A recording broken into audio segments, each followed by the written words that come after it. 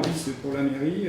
Accident de circulation entre une bétaillère de Vera et un camion-citerne. C'est monsieur Ferraillou là, j'aimerais savoir c'est quand le passage des encombrants parce que j'ai un tas de merde à mettre dehors, je sais pas où je vais les mettre et à quelle heure. Il faut venir vite là, il y a des blessés, il y a un camion qui est rentré dans un camion-citerne, je sais pas, il y a des Vera partout, c'est un vrai bordel sur la route là, il faut venir, les pompiers sont pas encore là.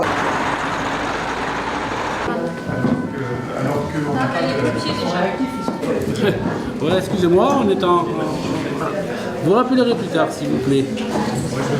A perdu son chat. 13h42. Donc, alors, 13h42. On vient de recevoir un appel d'une personne qui me signale qu'il y a une date d'accident d'un camion-citerne. Attention, ça commence. Il y aurait des blessés. Par contre, je n'ai pas l'endroit pour le moment. Et je n'ai pas d'autres éléments. GPS. D'accord, vous savez pas, donc vous savez pas s'il y a des blessés, si vous savez rien. D'accord. Vous savez simplement que c'est un camion citerne, c'est tout. Il a accroché un camion avec des verres. D'accord. Et il y en a qui traînent par terre. Donc je t'appelle du lieu de l'accident, de l'incident, hein, et donc je constate qu'effectivement il y a une collision entre deux camions, l'un étant une citerne, l'autre transportant des vérins hydrauliques. Pour l'instant, on constate effectivement des odeurs de gasoil, mais on n'en sait pas plus. À quel endroit dans Clémenceau?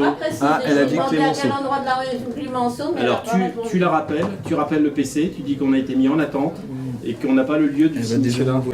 D'accord, au niveau du passage à niveau. Et détermine le périmètre de sécurité et les pompiers sont sur place. Gibt es jemanden, der auf Deutsch sprechen kann? Allô? Allô?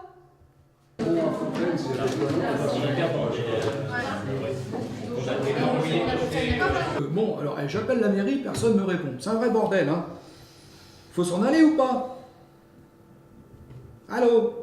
Contourner Chartrette Par Fontaine? par Fontaine. Oui. D'accord, je transfère. Merci. Pour le prévenir de ce qui se passe, qu'on met une déviation là, au niveau de Fontaine-le-Port. Tu appelles le CODIS et tu l'informes de notre souhait de barrer les accès. Lui, il reçoit tous les appels. On ne peut pas faire les deux. Une autre personne Voilà. qui fasse ça. Il faut déléguer une autre personne. D'accord, merci. Et voilà, les prévenir qu'il y a eu un accident et prévenir l'ambassade. Pour moi, la situation est la suivante. On a toujours un camion qui est couché sur la voie avec une problématique de cochon, mais que je placerai, je dirais, au second plan. Mais on a surtout un autocar transportant des Allemands qui a percuté ce même camion. Et se rajoute à ça une problématique d'une femme enceinte qui se trouve dans le train, bloquée à Fontaine-le-Port. Ouais, en fait, il ferme Fontaine-le-Port. Le pont ferme là pour pas que les gens puissent passer la rue. On va avoir sûrement l'agence et l'ambassade d'Allemagne.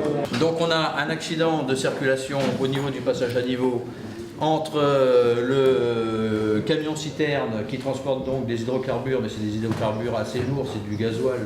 Donc le risque incendie est très limité. On a par contre un risque de suraccident et là il y a un premier balisage qui a été fait. Pour l'instant, on a détourné la circulation Parfait. du lieu d'accident. C'est ce que je voulais. Voilà. Et ensuite on a un risque de pollution qui arrive en dernier plan, hein, mais qu'on va traiter quand même, qu'il faut prendre en compte. Donc moi j'ai besoin de vos services, monsieur le maire. Oui. C'est sur les impliqués, il y a un certain nombre de victimes qui vont être emmenées à l'hôpital. Il me faudrait un local pour les rassembler au chaud. Si possible avec de l'eau. La police municipale c'était pour faire la déviation, mais c'est fait, donc c'est parfait, vous avez anticipé. Les traducteurs, vous avez anticipé. 15h15, arrivée de monsieur le préfet. Et 15h45, un point presse. Le préfet arrive à 15h15, donc je le reçois à la mairie. Je lui ferai le point de situation. Deuxième chose, je reçois les journalistes à 15h45. Donc, à partir des éléments que le COS nous a communiqués tout à l'heure, j'aimerais que vous voyiez avec des élus ou des agents pour organiser cette communication. Il faut marquer l'heure. Pour faire un point sur la situation. Je vous avais déjà dit que nous avons la situation en main. Alors monsieur, moi j'arrive avec toute ma famille, il y a 200 caravanes, on est des gens du voyage, alors on voudrait savoir où on s'installe. Il y a un terrain de foot chez toi, quelque chose là? Anne prend en charge la cellule psychosociologique, la chapelle ardente à l'espace des bergers. Là pour le moment, mairie qui a contacté les pompes funèbres. Donc on fait déplacer les pompes funèbres. Raymond met un gars des services techniques pour les aider à s'installer et on va prévenir la paroisse. On nous signale AVP, Scotter contre Vera, 2 blessés au sol, 2 blessés graves au sol. Rue Clémenceau, croisement de la RD39, face au bar Le Score. Tu fais faire le 12, tu fais le renseignement et après direct, tu demandes l'ambassade direct. C'est Madame Robineau de chez Veolia et ça concerne la réfection du réseau d'eau du village. Contre Vera, info transmise au DOS, pas d'implication, pas de risque de suraccident supplémentaire. Donc le bilan humain, au moment où je vous parle, on a toujours 2 décédés. On a 5 urgences absolues qui sont encore dans le poste médical avancé en cours de traitement, qui ne sont pas évacuées. Nous avons 23 urgences relatives, donc des blessés légers, qui ont été évacués avec les Noria d'ambulance sur les centres hospitaliers de proximité.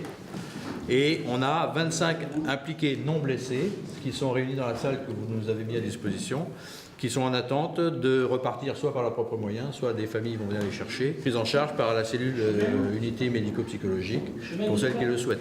Alors, il y a quelqu'un qui s'occupe de ce problème, ne vous inquiétez pas. La situation va se rétablir d'ici. C'est vrai. Bonjour monsieur le maire, je suis le préfet. Très bien, écoutez, je suis ravi de vous accueillir aujourd'hui, malheureusement dans une triste circonstance. On a frôlé une catastrophe majeure. Malgré tout, nous avons quand même 2 morts dans cet incident, donc, qui est arrivé à 13h42. Bon, vous maîtrisez la situation alors. Écoutez, j'ai l'impression que maintenant nous sommes dans l'après-crise